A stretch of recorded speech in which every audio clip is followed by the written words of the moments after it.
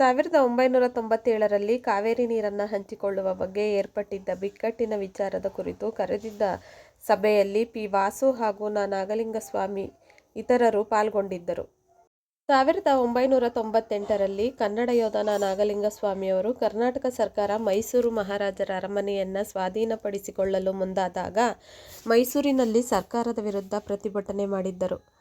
ನ. ನಾಗಲಿಂಗಸ್ವಾಮಿಯವರ ಅಭಿಪ್ರಾಯದಲ್ಲಿ ಮೈಸೂರು ವಾಸಿಗಳಿಗೆ ಮೈಸೂರು ಮಹಾರಾಜರೆಂದರೆ ಪ್ರತ್ಯಕ್ಷ ಪರಮೇಶ್ವರನಂತೆ, ಆಳುವ ದೊರೆಗಳು ಪರಮಾತ್ಮನಂತೆ. ಅದರಲ್ಲೂ ಮೈಸೂರು ಅರಸರು ಕರ್ನಾಟಕಕ್ಕೆ ನೀಡಿರುವ ಕೊಡುಗೆ ಅಪಾರ.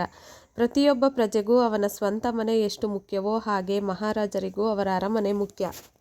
ಮೈಸೂರಿನ ಮಹಾರಾಜರು ಮೈಸೂರಿನ ಪ್ರಜೆಗಳಿಗೆ ಉದಾರವಾಗಿ ತಮಗೆ ಸೇರಿದ ಸಾವಿರಾರು ಎಕರೆಗಳನ್ನು, ತಮ್ಮ ಸ್ವಂತ ಸ್ವತ್ತುಗಳನ್ನು ದಾನವಾಗಿ ನೀಡಿದ್ದಾರೆ. ಪ್ರಜೆಗಳ ಹಿತಾಸಕ್ತಿ, ಅವರ ಒಳಿತಿಗಾಗಿ ಸಾಗರೋಪಾದಿಯಲ್ಲಿ ಸಾರ್ವಜನಿಕರಿಗೆ, ಮಠ ಮಾನ್ಯಗಳಿಗೆ, ಗುಡಿ ದೇಗುಲಗಳಿಗೆ, ಶಾಲಾ ಕಾಲೇಜುಗಳಿಗೆ, ಅನಾಥಾಲಯಗಳಿಗೆ, ವಸತಿ ನಿಲಯಗಳಿಗೆ, ಛತ್ರಗಳಿಗೆ, ಆಸ್ಪತ್ರೆಗಳಿಗೆ, ಕೆರೆ-ಕಟ್ಟೆ ನಿರ್ಮಾಣಗಳಿಗೆ, ವಿಶ್ವವಿದ್ಯಾಲಯದ ನಿರ್ಮಾಣಕ್ಕೆ, ಕಚೇರಿಗಳಿಗೆ ಔದಾರ್ಯಪೂರ್ಣ ಸೇವೆಯನ್ನು, ಸವಲತ್ತುಗಳನ್ನು, ದಾನ ಧರ್ಮಗಳನ್ನು, ಪೋಷಣೆ ಪ್ರೋತ್ಸಾಹಗಳನ್ನು ನೀಡಿ ಸರ್ವತೋಮುಖ ಅಭಿವೃದ್ಧಿಗೆ ಪಾತ್ರರಾಗಿದ್ದಾರೆ. ಅದರಲ್ಲೂ ಜಯಚಾಮರಾಜೇಂದ್ರ ಒಡೆಯರ್ ಪ್ರಜೆಗಳಿಗೆ ಉದಾರವಾಗಿ ಭೂದಾನವನ್ನು ಮಾಡಿದ್ದಾರೆ.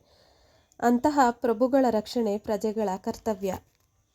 ಹಾಗಾಗಿ ಮಹಾರಾಜರ ಅರಮನೆಯನ್ನು ಸರ್ಕಾರ ಸ್ವಾಧೀನಪಡಿಸಿಕೊಳ್ಳುವುದನ್ನು ಕನ್ನಡ ಕ್ರಾಂತಿದಳ ವಿರೋಧಿಸುತ್ತದೆ ಎಂದು ಪ್ರತಿಭಟಿಸಿದ್ದರು. ಅದಾದ ಕೆಲವು ದಿನಗಳ ನಂತರ ಅರಮನೆ ಮಹಾರಾಜರ ಸ್ವತ್ತು ಎಂದು ನ್ಯಾಯಾಲಯ ತೀರ್ಪು ನೀಡಿತ್ತು. ನ. ನಾಗಲಿಂಗಸ್ವಾಮಿಯವರ ಜೀವನದ ಕೊನೆಯ ಚಳುವಳಿ ಇದಾಗಿತ್ತು. ಈ ಚಳುವಳಿಯಲ್ಲಿ ಅವರ ಕಾಲಿಗೆ ಗಾಯವಾದ ಕಾರಣ ಅದರಿಂದ ಆರೋಗ್ಯದ ಮೇಲೆ ತೀವ್ರತರ ಏರುಪೇರಾಯಿತು. ತಿಂಗಳುಗಳ ನಂತರ ಆರೋಗ್ಯದಲ್ಲಿ ಸ್ವಲ್ಪ ಸುಧಾರಣೆ ಕಂಡುಬಂದಿತು. 1999ರಲ್ಲಿ ಶ್ರೀ ತಾಯಿ ಚಾಮುಂಡೇಶ್ವರಿ ಬೆಟ್ಟ ಹತ್ತುವ ಸ್ಪರ್ಧೆಯನ್ನು ಮಾಡಿದ್ದರು. ಈ ಸಮಯದಲ್ಲಿ ಡಾ. ಎಚ್. ರಾಜಶೇಖರ್ ಅವರು ಪಾಲ್ಗೊಂಡಿದ್ದರು. ಈ ಸಮಾರಂಭವೇ ಅವರ ಬದುಕಿನ ಕೊನೆಯ ಸಮಾರಂಭವಾಗಿತ್ತು.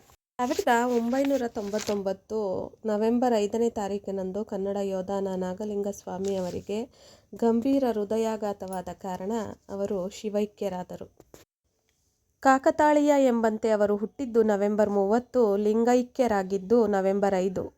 ಹುಟ್ಟಿನಿಂದಲೇ ಕನ್ನಡ ತಾಯಿಯ ಆಶೀರ್ವಾದ ಪಡೆದ ಕಾರಣ ತಮ್ಮ ಪೂರ್ಣ ಜೀವನವನ್ನು ಕನ್ನಡಕ್ಕಾಗಿಯೇ, ತನು, ಮನ, ಮನೆ, ಬದುಕನ್ನು ಮುಡುಪಾಗಿಟ್ಟು ತಮ್ಮ ಸರಳ ಮತ್ತು ಸಾಧಾರಣ ಜೀವನ ಶೈಲಿಯನ್ನು ಹೆಮ್ಮೆಯಿಂದ ಬದುಕಿದವರು. ಕನ್ನಡದ ಹೊರತು ಅವರಿಗೆ ಹಣ, ಆಸ್ತಿ, ಶ್ರೀಮಂತಿಕೆ ನಗಣ್ಯ.